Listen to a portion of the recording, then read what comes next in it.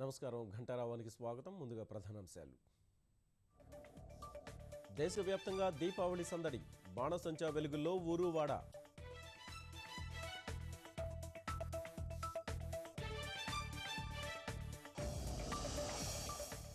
సైనికులతో కలిసి మోదీ దీపావళి సంబరాలు, పండుగ సంతోషానికి జవాన్ల త్యాగాలే కారణమన్న ప్రధాని.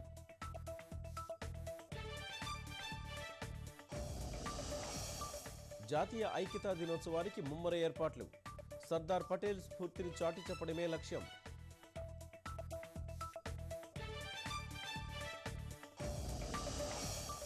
దేశ ప్రజలకు భారత హాకీ జట్టు దీపావళి కానుక, ఆసియా కప్ ఫైనల్లో పాకిస్తాన్పై 3-2 తేడాతో జయభేరి.